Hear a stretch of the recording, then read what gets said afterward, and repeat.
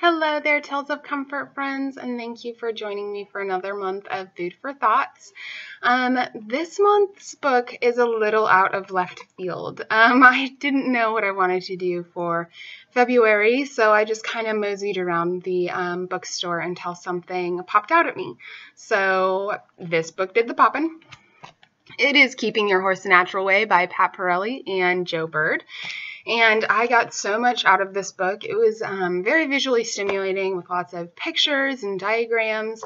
But I'm not going to lie, it is a textbook. I had read the foreword in the bookstore and really enjoyed what I read, but then got home and got a little further into it and realized that I had signed myself up for writing a book review on a textbook. So I need you to leave some comments about some books that you recommend that either helped you or that you really enjoyed, because this is what happens when I'm left to my own resources. So nonetheless, I learned a lot and I really did enjoy this book.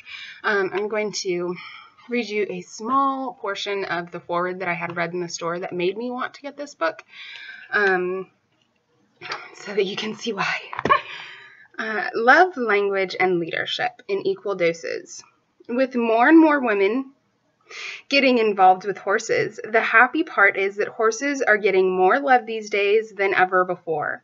I have always thought that if we could pour an ounce of a man into a woman and a gallon of a woman into a man, we'd probably have the perfect horseman or horsewoman.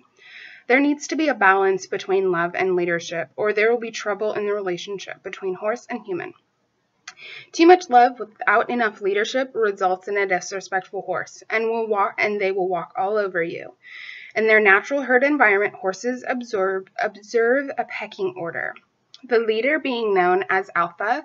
When you interact with a horse, like it or not, you are entering his herd. If you aren't alpha, your horse will try to be. On the other hand, too much leadership without enough love can sour a horse. We've all seen that overtrained horse with no life in his eyes driven into submission. He's lost his personality and is usually resentful of the human or indifferent at best. Even horses in highly demanding sports can be developed in such a way that they enjoy what they do, if we know how to keep things true to their nature. This is clearly a jazzy book. I love knowing how to take care of animals in a way that will be most natural for them in our human world. So I found Pat Parelli's advice in this book to be really helpful. I don't have any horses, but one day, hopefully, I will be able to put this to good use. I do highly recommend this book for anyone that already owns equine or is interested in getting some. They give some really awesome natural advice for things like, aromatherapy for your horses or feng shui of the stable yards, or, things that are a little outside the box thinking, but can really aid in the benefit of your horse's life. So I hope that you will follow me on Facebook and read my tidbits, because I got some really interesting ones this month.